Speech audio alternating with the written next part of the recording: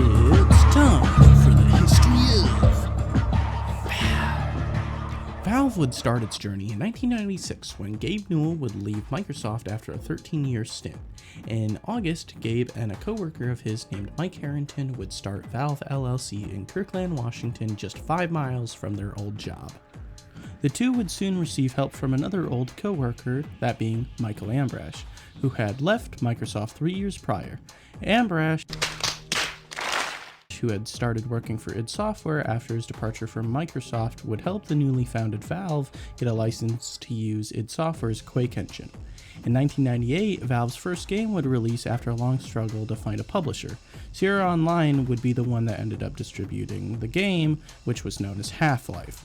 This seemingly risky business venture with the startup that was Valve would pay off in more ways than one. The game would exceed every expectation anyone had for it by a landslide. The game would receive 2 DLCs that would release in 1999 and 2001 respectively. Both were developed by Gearbox Software. In 98, Valve would acquire TF Software, Pty, the developers of a mod for Quake. This deal would lead to the now very popular Team Fortress 2. Harrington would leave the company in 2000, leaving Gabe to control the company by himself. In 2003, Valve would change its name to Valve Corporation. The company would also move to Bellevue. Valve would also soon start to create their own game engine known as Source, and Steam, which was to be a distribution center for all of Valve's games.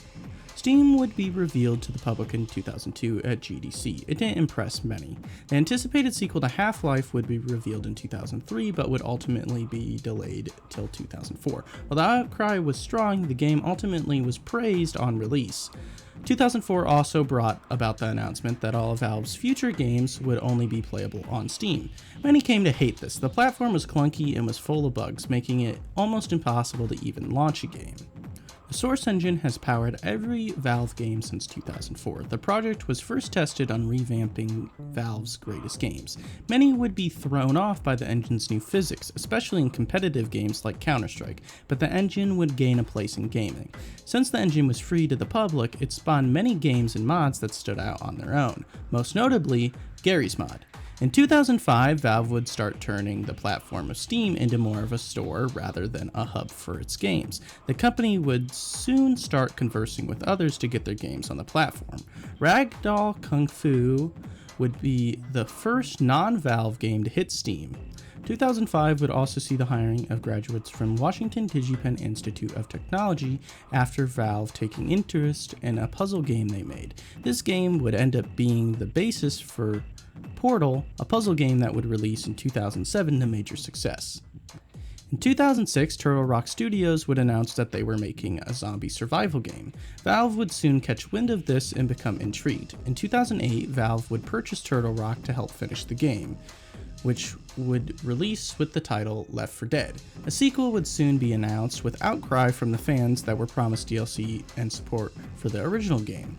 Support would continue for Left 4 Dead and some DLC would release, but when Left 4 Dead 2 did release, most fans were satisfied and the complaints faded away. From 2007 to 2010, many of Steam's major features today were added along with general fixes making the platform stable. The UI was updated, the Steam Workshop was created, Greenlight was introduced, cloud saving made online gaming convenient, and a lot more. But with all this good, the bad was soon to come. In 2011, Steam experienced a major hack.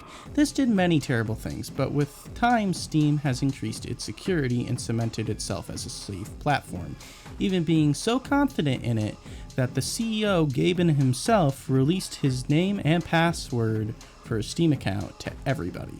On July 13th, 2013, the not-so-sequel Dota 2 would be released out of early access. The game has made millions, but what's up with the name? Well, it's a little bit more complicated than you may think. Blizzard and Valve had some disputes, to put it simply. In 2014, Steam tried to bring itself to the living room with the Steam Machine. Valve's console didn't take off, but hey, we got better controller support out of it. Today, Steam is the dominant PC marketplace for gaming. Even with emerging competitors, it manages to stay on top. Valve hasn't made too many games in recent history, as they took a back seat to Steam's development, but the company plans to release more in the near future. And that is the history of Valve.